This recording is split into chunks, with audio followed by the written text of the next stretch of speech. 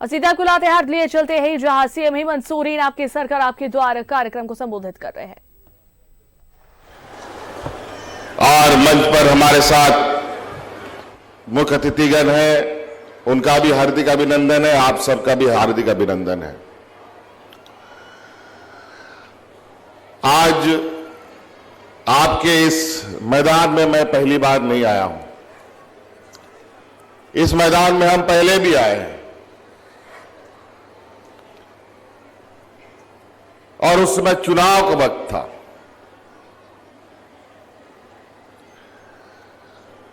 और हमने उस समय क्या कहा था, अगर आपको याद हो,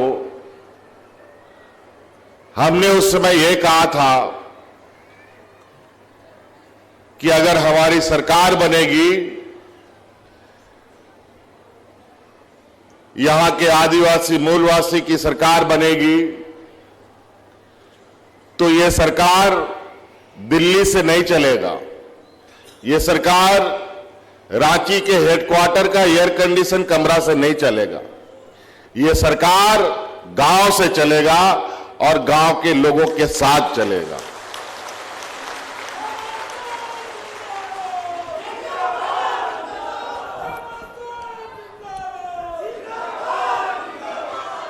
और यही वजह है कि आज गांव गांव, पंचायत पंचायत, टोला टोला में, वार्ड में शिविर लगा लगाकर पदाधिकारी आपकी समस्या सुन रहे हैं, आपकी समस्या का समाधान भी कर रहे हैं।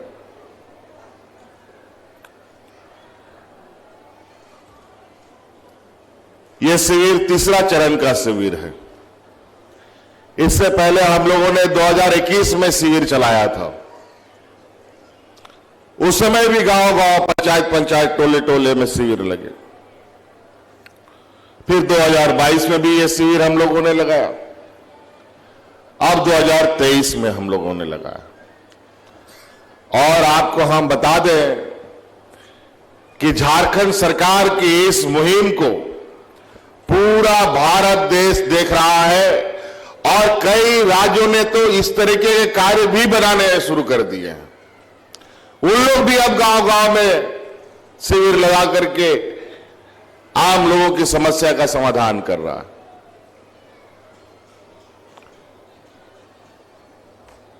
सरकार बनने के बाद तो सबसे पहले ठीक से सरकार बनी भी नहीं थी,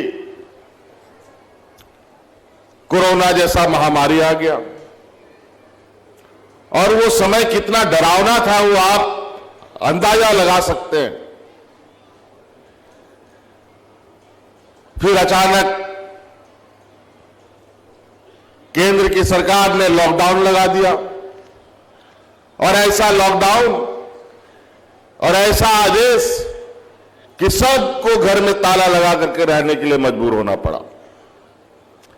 हाट बाजार, स्कूल, नौकरी चाकरी, सब कारखाना, काम धाम, मजदूरी वजदूरी सब बंद। और तो और हमारे लोग जो बड़ी संख्या में दूसरे राज्यों में काम करने जाते थे, वो जहां का तहां फंस गए।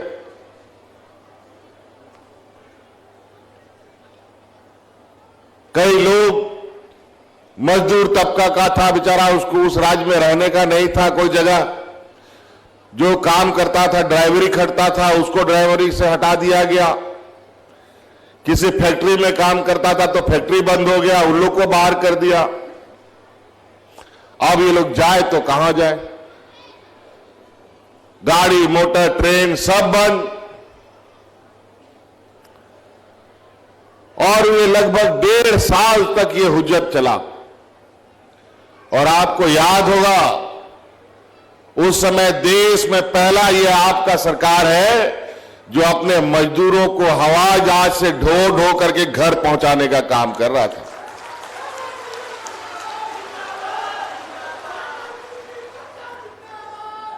देश में कोई सरकार नहीं किया, देश में किसी सरकार ने यह काम नहीं किया।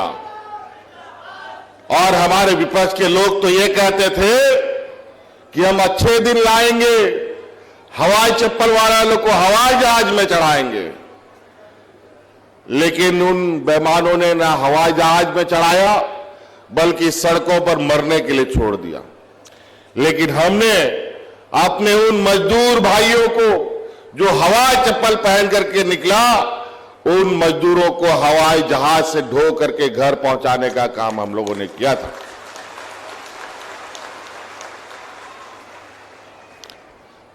और तो और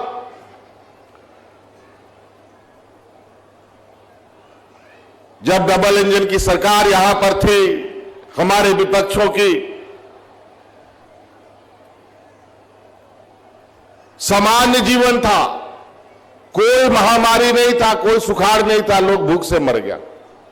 मंत्री जी ने बताया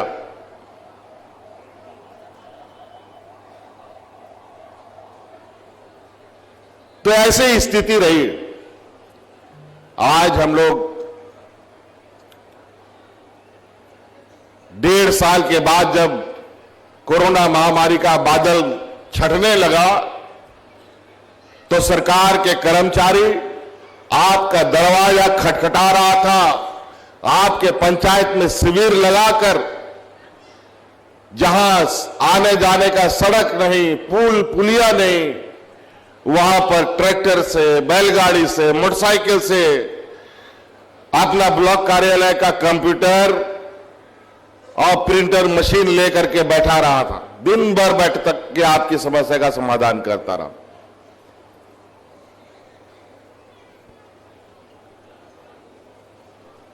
पहला शिविर जब लगा 2021 में, तो गांव से हमको लगभग 35 लाख समस्याओं का आवेदन आया। 35 लाख। फिर दूसरा शिविर लगाए तो उसमें 55 लाख आ गया गांव से समस्या का आवेदन। इतना समस्या का आवेदन देखने के बाद हम लोग को भी माथा खराब हो गया है, भाई गांव में कुछ काम हो रहा है कि नहीं हो रहा है। राज अलग होने के बाद जो हमारे विपक्ष के लोगों ने 20 साल तक राज किया, कौन काम किया? इतना समस्या का आवेदन आ गया गांव से। तब पता चला कि जो हमारे विपक्ष की जो सरकारें चल रही थी, डबल इंजन की सरकार चल रही थी, ये लोग जो सरकार में लाखों कर्मचारी हैं,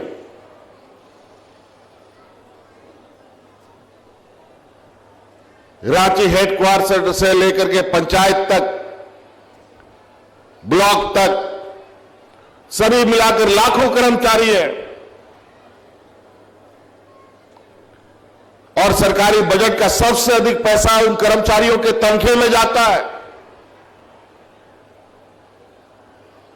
जो कर्मचारी को आपकी सेवा के लिए तनख्वाह मिलता था, उन सभी कर्मचारियों को आपकी सेवा छोड़ करके वो लोग अपनी सेवा में लगवा दिया। जब राज अलग हुआ था 2000 ईस्वी में, नया नया यह झारखंड जन्म हुआ, उस समय सरकार का खजाना भरा हुआ था, सरप्लस बजट था। आज घाटे का बजट में चला गया। कहां चला गया वो पैसा? जब ये राज जन्म लिया उस समय तो पैसे लेके जन्म पैदा हुआ था। फिर ये राज सबसे ज्यादा पिछड़ क्यों गया? आज ही देश का सबसे पिछड़ा राज कहलाता है। सबसे अधिक गरीब लोग इसी राज्य में रहता है, सबसे अधिक मजदूर इसी राज्य में है। ये कलंक कैसे इस राज्य में लिखा गया? 20 वर्षों तक क्या काम किया इन लोगों ने? लोग भूख से मरने लगा, लोग दूसरे राज्य में पलायन करने के लिए मजबूर होना पड़ा।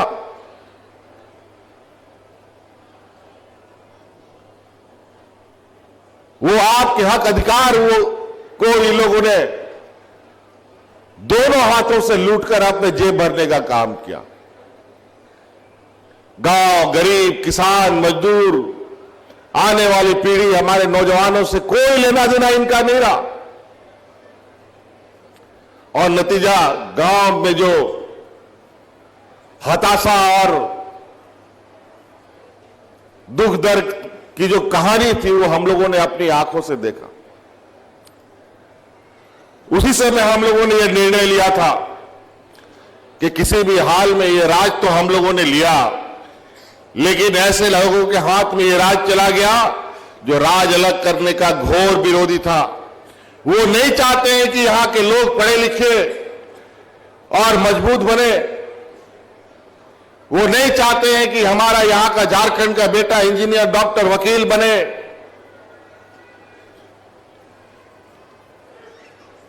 अगर ये हमारे झारखंड के लोग पढ़े लिखे हो गए, डॉक्टर, इंजीनियर बन गया, तो उनके लिए मजदूर कौन खटेगा?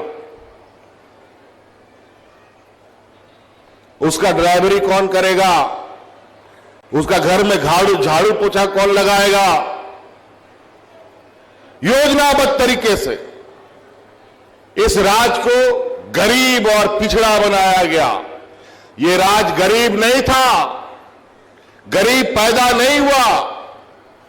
और इस नवजात झारखंड को पालने, पोसने और बड़ा करने का जो जिम्मा इन लोगों को मिला, इस नवजात झारखंड को दिन ब दिन कमजोर करता चला गया। अभी कुछ सालों के बाद झारखंड 25 साल का हो जाएगा।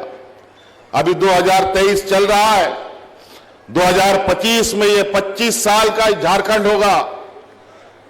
25 साल का उम्र मतलब युवा झारखंड। तब तक इस झारखंड में इतना ताकत होना चाहिए था कि झारखंड में रहने वाले लोगों की जिम्मेवारी उठा सके। लेकिन इन लोगों ने बड़े योजनाबद्ध तरीके से इस राज्य को बीमारू राज्य बना दिया। आज इस राज्य का 80% लोग हमारा गांव में रहता है। गांव तो इन लोग कभी देखा ही नहीं।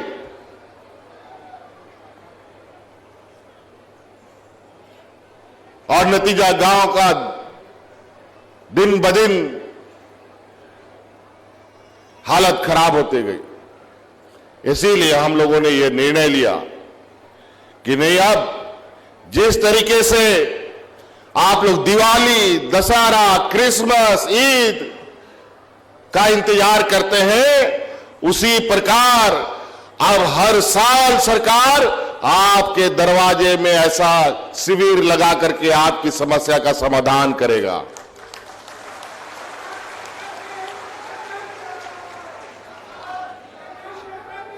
आज के दिन में भी कई ऐसा गांव देहात है, कई ऐसे लोग हैं जिन्होंने कभी ब्लॉक कार्यालय नहीं देखा, कभी बीडीओ, सीओ को नहीं देखा। सभी चीज दलाल के चारों तरफ घिरा मिलता था। आज बीडीओ, सीओ, डीसी, एसपी सभी आपके गांव में, पंचायतों में घूम रहे हैं। और ये सब काम समय समय पर ठीक चलता है कि नहीं, इसके लिए मैं भी जिला जिला घूमकर उन कामों का आकलन करता हूं। आज विभिन्न जिला होते हुए लातेहार जिला आया है। ये 23 नवंबर से यह शिविर चल रहा है पूरे राज्य में। अभी 29 तारीख को यह खत्म होगा, कल परसों। किसी किसी जिला में तो, जो छोटा जिला है तो उसमें खत्म भी हो गया होगा। अब उसमें कितना आवेदन आएगा वो अभी हमें देखना पड़ेगा।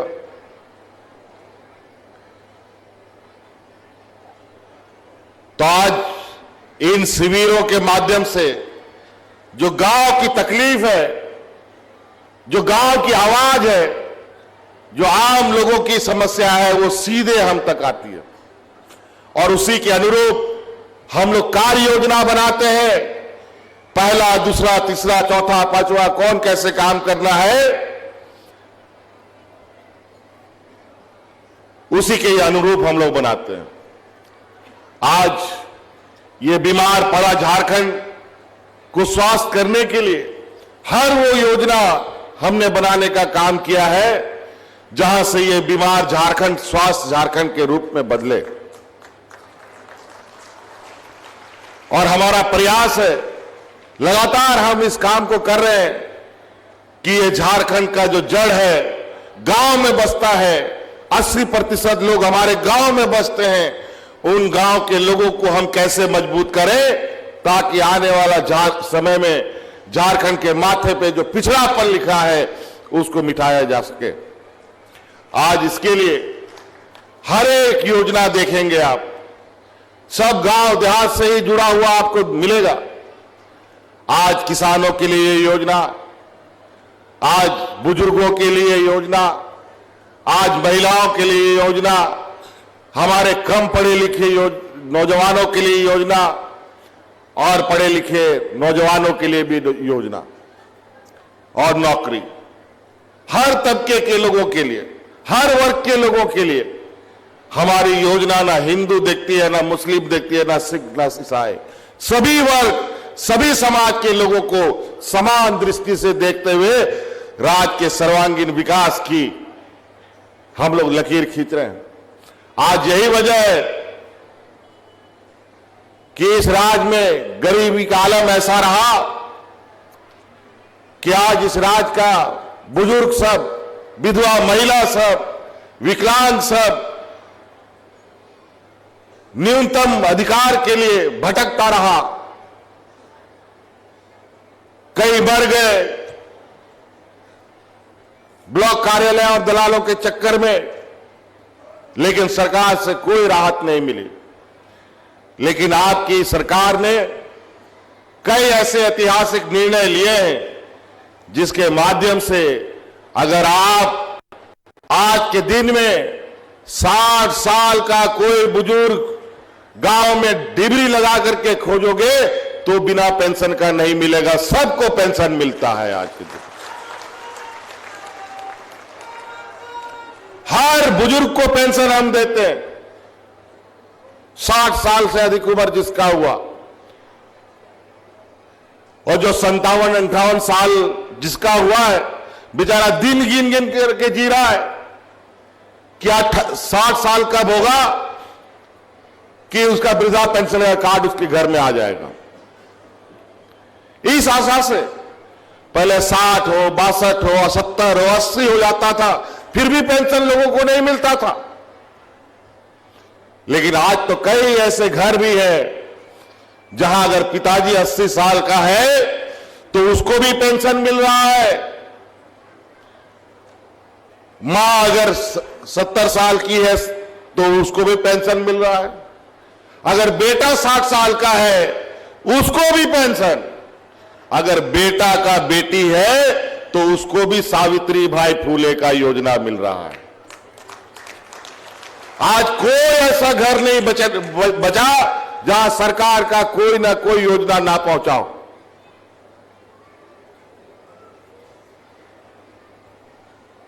कुछ ना कुछ माध्यम से हम हर दरवाजे तक, हर घर तक पहुंचने का प्रयास किए, लेकिन इतना से काम नहीं चलेगा। अभी हमें और काम करना है। आज बुढ़ापे का लाठी हमने देने का काम किया है बुजुर्गों को, क्योंकि आज गरीबी इस राज्य में इतना है कि मां बाप को पेंशन नहीं मिलता है तो बेटा लोग भी नहीं रखता है, तो कम से कम पेंशन के लालच में अब अपना मां बाप को भी रखने लगा कि मां को भी पेंशन मिलता है, पिताजी को भी मिलता है, थोड़ा हम भी कमा लेते हैं तो मिला जुला के सब कुछ चला लेंगे घर। ये स्थिति है।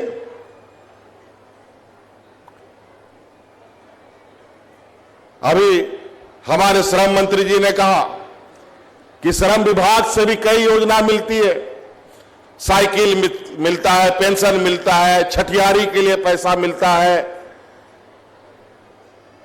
इलाज के लिए मुफ्त इलाज है। इसके लिए आप लोग जो श्रम विभाग का कार्यालय है वहां पर जो मजदूर तबके का व्यक्ति है वो जाकर के वहां अपना नाम दर्ज कराए।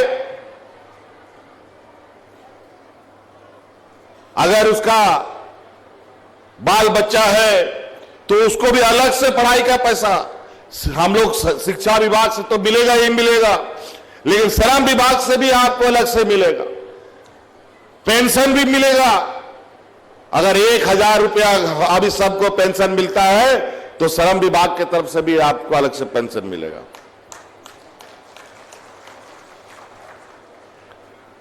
और आपको सुनकर आश्चर्य होगा, ये बगल में छत्तीसगढ़ है, छत्तीसगढ़ में जाके पता कीजिए, वहां 350 टका पेंशन मिलता है। बिहार जाके पता कीजिएगा तो पता चलेगा कि वहां 400 टका आपको पेंशन मिलता है। और उड़ीसा है, उड़ीसा में के आसपास जाइएगा तो पता चलेगा कि वहां 500-600 टका मिलता है पेंशन। लेकिन झारखंड अपने ताकत पर 1000 रुपया हर बुजुर्ग को पेंशन देने का काम करता है। पहले 40 साल 50 साल हो जाने के बाद विधवा महिला लोग को पेंशन मिलता था, लेकिन विधवा होने का कोई दिन तिथि तय नहीं होता है। कभी भी विधवा हो सकता है, किसी भी घटना में, भगवान ना करे कोई विधवा हो। लेकिन हमने कानून बना दिया कि शादी होने के बाद 18 साल के बाद जिस दिन भी किसी घटना में कोई महिला विधवा हो जाएगी, उसी दिन से उसका पेंशन चालू हो जाएगा। जब तक वो जिंदा रहेगी उसको पेंशन मिलेगा। वही हाल हमारे विकलांग भाइयों का। ये लोग भी 30 साल 40 साल बीत जाता था, उसको पेंशन नहीं मिलता था। हमने उस कानून को भी बदला। हमने कहा जिस घर में विकलांग बच्चा पैदा हुआ, जब तक मां के छाती से चिपका हुआ है, 5 साल के बाद से ही उसको पेंशन देंगे, जब तक वो जिंदा रहेगा।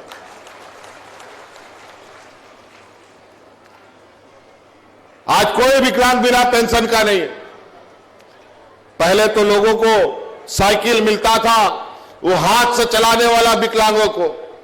अब हम लोगों ने उन विकलांगों के लिए बैटरी से संचालित साइकिल देना शुरू कर दिया है। अब पैदल चलाने का जरूरत नहीं पड़ेगा।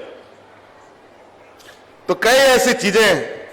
हम तो चाह रहे थे कि बहुत कम और संक्षिप्त में बातों को रखेंगे। हमारे पढ़ने लिखने वाले बच्चे बच्चियों का, उनके लिए भी, हमारे बुजुर्ग लोगों के लिए बिरसा हरित ग्राम योजना, किसान भाइयों के लिए बिरसा हरित ग्राम योजना, पशुधन योजना हम लोग लेके आए हैं, दीदी बाड़ी योजना लेके आए हैं। जैसे एलपीएस महिलाओं के माध्यम से करोड़ों रुपया बांटा जा रहा है समूह के बीच में, कि अपना स्वरोजगार के माध्यम से आप आगे बढ़ सके। मुख्यमंत्री रोजगार सृजन योजना हम लोग लेके आए हैं, जिससे आप कोई होटल चलाना चाहते हैं, सैलून चलाना चाहते हैं, महिलाएं सिलाई मशीन का दुकान, टेलर का दुकान चलाना चाहती है, ब्यूटी पार्लर चलाना चाहती है, कोई राशन दुकान चलाना चाहता है, अगर उसके लिए आपके पास पूंजी नहीं है तो सरकार को आवेदन दीजिए, जो पूंजी लगेगा राज्य सरकार आपको देगी।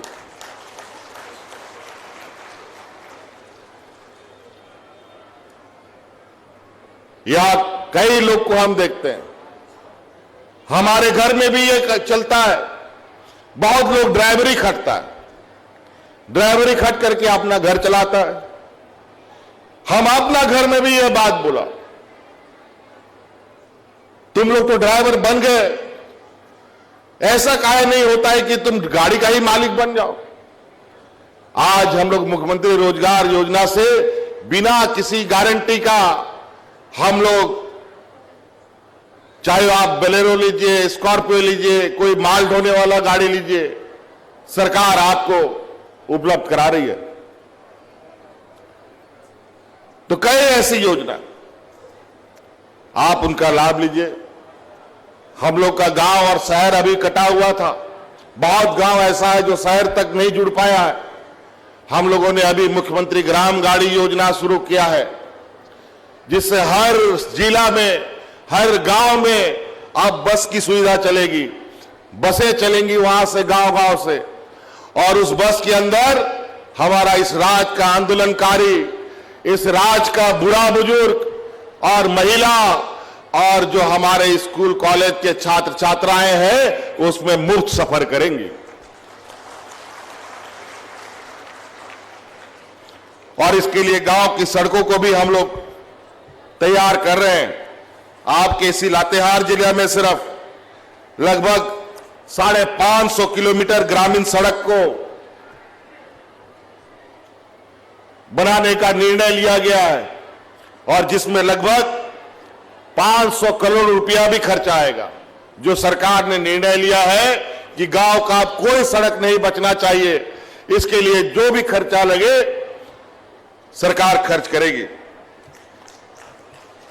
सरकार के द्वारा चलाए जा रही योजना जो हमें यहां जानकारी मिली है, यहां सरकार 100 यूनिट बिजली फ्री दे रही है। आपका यहां तो कम से कम 60,000 लोग इसका लाभ ले रहे हैं। तो ये धीरे धीरे अभी और आगे बढ़ेगा। अभी मंत्री जी ने आपको बताया कि सावित्री भाई फूले योजना, पेंशन, आपके छात्रवृत्ति में 3 गुना बढ़ोतरी करना, गुरुजी क्रेडिट कार्ड देना, ये सभी चीजें इसलिए किया है कि आने वाले समय में हमारे गरीब मां बाप को अपने बच्चों को पढ़ाने के लिए दिक्कत ना आए। हमारे राज्य की बेटियां इतनी होनहार और इतनी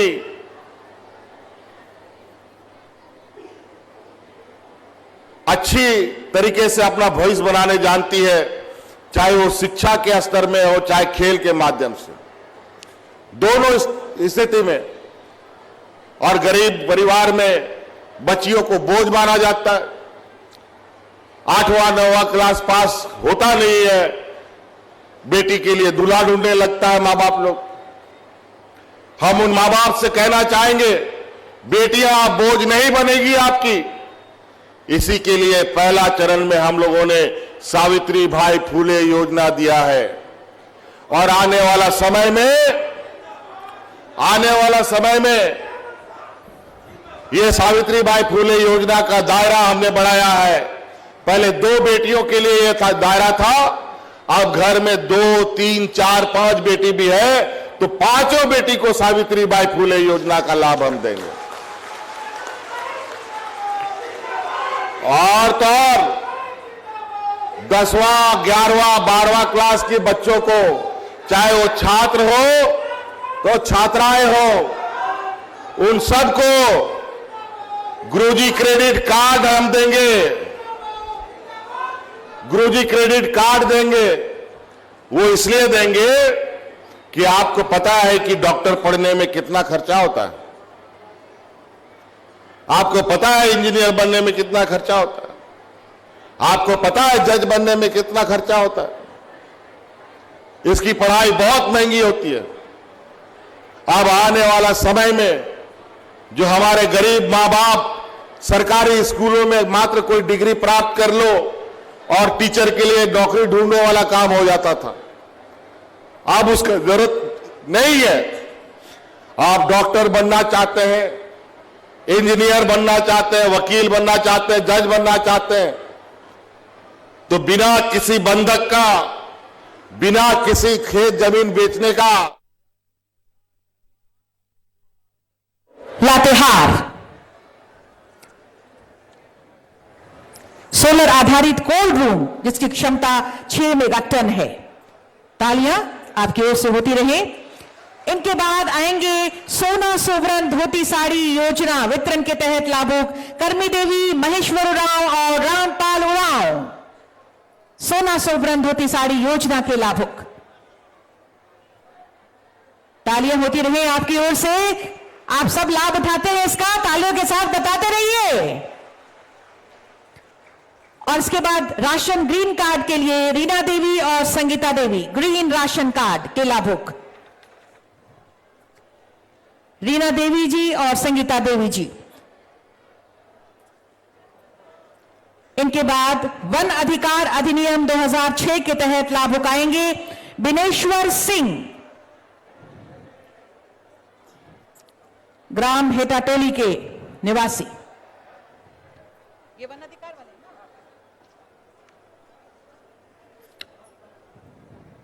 समय की जनजातीय विकास अभिकरण लातेहार की ओर से ये वन अधिकार अधिनियम 2006।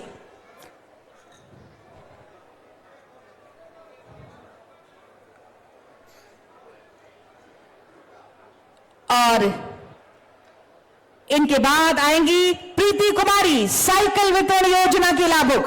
प्रीति कुमारी, तालियां जोरदार हो। साइकिल वितरण, बेटियां कहां है? जोरदार तालियां बजाइए।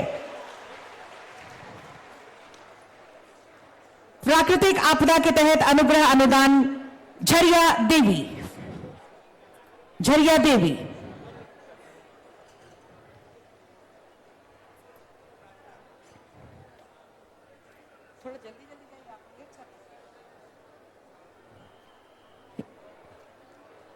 इसके बाद श्री राजू उराव जी, जोड़ा बैल वितरण योजना।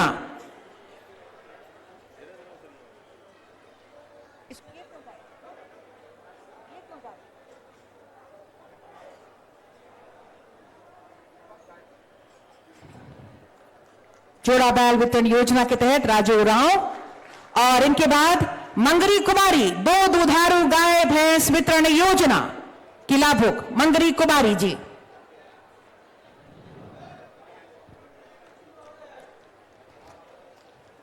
बिरसा सिंचाई कूप संवर्धन योजना अजय उराव जी।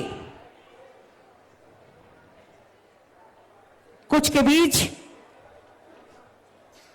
इसके बाद रामती देवी जी आएंगी, ज्योति आजीविका सखी मंडल राज्य योजना के अंतर्गत कृषि यांत्रिक प्रोत्साहन के अंतर्गत ये मिनी ट्रैक्टर रोटावेटर के लाभुक।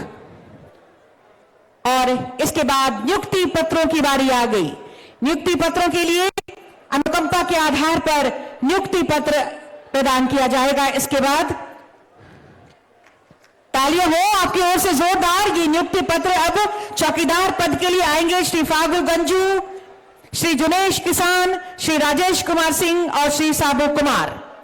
ये सभी चौकीदार पद के लिए नियुक्ति पत्र प्राप्त कर रहे हैं हमारे माननीय मुख्य अतिथि एवं विशिष्ट अतिथियों के करकमलों द्वारा। तालियां आपकी ओर से जोरदार होती रहे। ये नियुक्ति पत्र का वितरण इस वक्त। और इसके बाद अनुकंपा के आधार पर शिक्षा विभाग में लिपिक के लिए नियुक्ति पत्र प्रदान करेंगे। लिपिक और आदेशपाल के पद के लिए इनके बाद ये सांकेतिक रूप से ये अंतिम कड़ी। तालियां हो, तालियां जोरदार हो।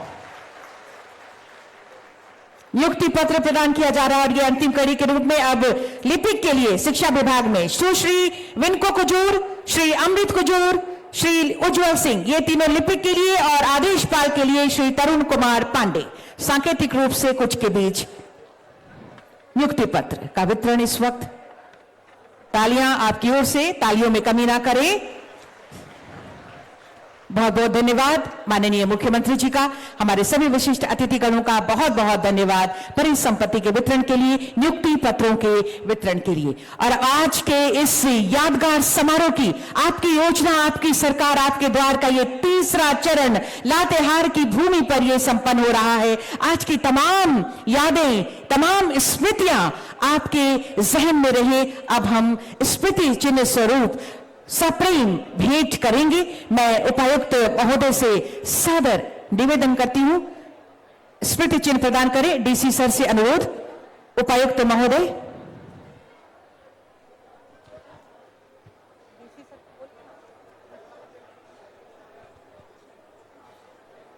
सप्रेम भेंट बस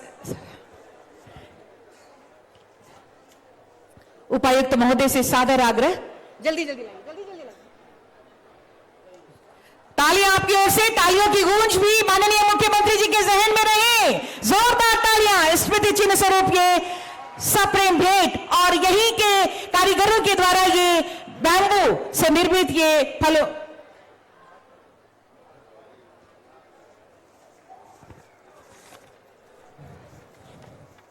तालियों में कमी न करें। मंचासीन हमारे सभी गणमान्य अतिथियों को ये बैम्बू क्राफ्ट कोऑपरेटिव सोसाइटी चंदवा लातेहार के द्वारा यह निर्मित है। तालियां हो बैम्बू क्राफ्ट कोऑपरेटिव सोसाइटी चंदवा लातेहार के लिए भी यह खूबसूरत बहुत ही सुंदर सा फ्रेम भेंट तैयार करने के लिए जो माननीय मुख्यमंत्री जी एवं मंचासीन सभी गणमान्य अतिथियों को हम प्रदान कर रहे हैं, ताकि आज के इस अवसर की तमाम स्मृतियां आपके जहन में हमेशा रहें। बहुत बहुत धन्यवाद। और अब मैं पुनः सबकी ओर से धन्यवाद।